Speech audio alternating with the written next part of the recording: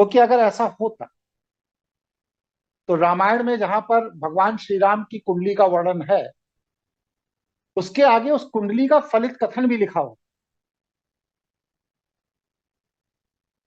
कि भाई मंगल उच्च का है, उसके कारण राम को ये जीवन में लाभ होगा। जैसे आजकल आपकी कुंडली के अंदर फलित कथन लिख के आता है,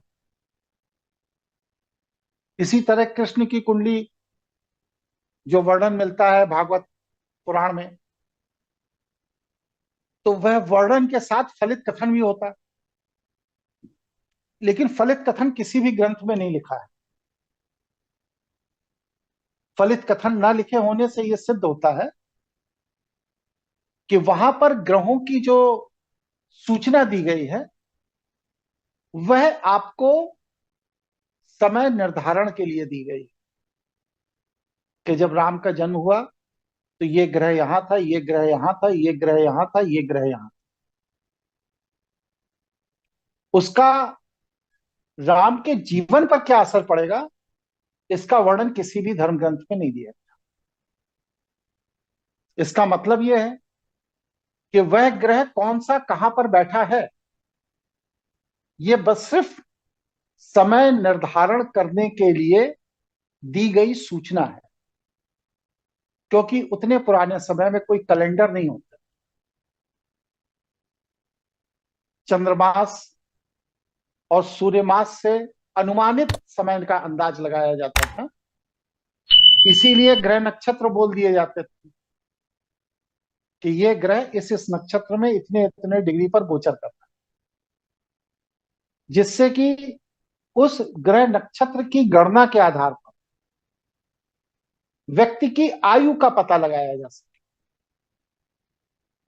जैसे शनि है, 2.5 वर्ष में एक राशि क्रॉस करता है, तो शनि जन्म के समय यहां बैठा था, अब आज गोचर में इस जगह है, इसलिए राम की आयु अब इतने वर्ष हो गई।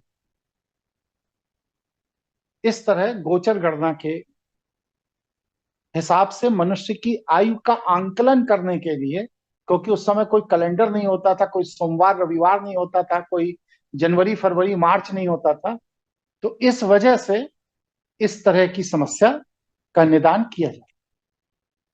तो इस तरह से जातक ज्योतिष जो है, ये लगभग 2000 साल पुराना विज्ञान है।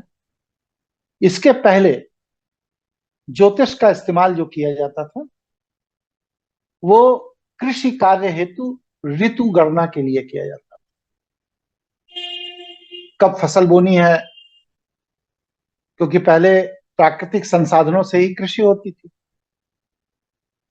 तो कब पानी बरसेगा, कितना पानी बरसेगा, ये सारी सूचना ज्योतिष की गणना से की जाती थी। और हमारे जो वेदों में ज्योतिष का वर्णन है, क्योंकि वैदिक संस्कृति जो है वो कृषि आधारित संस्कृति है, ब्रह्म संस्कृति है,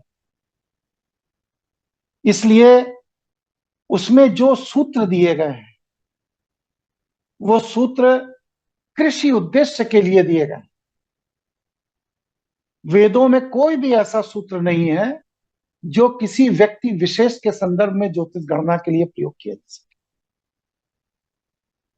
इसलिए वैदिक काल में जब कृषि का विस्तार हो रहा था, तो उस समय वैदिक ऋषियों ने ज्योतिष का प्रयोग ज्योतिष के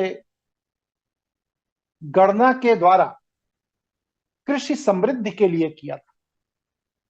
मानव के सुख दुख, हानि लाभ, जीवन मरण आदि के लिए ज्योतिष का प्रयोग नहीं होता, क्योंकि अगर ऐसा होता और जो गुरु होते थे,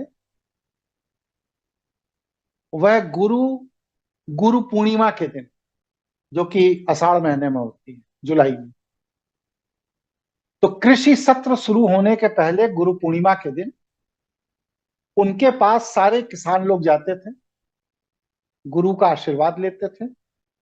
और गुरु का आशीर्वाद लेने के बाद गुरु वहां पर घोषणा करते थे कि अब की बार ज्योतिष के अनुसार ऋतु कैसी रहेगी।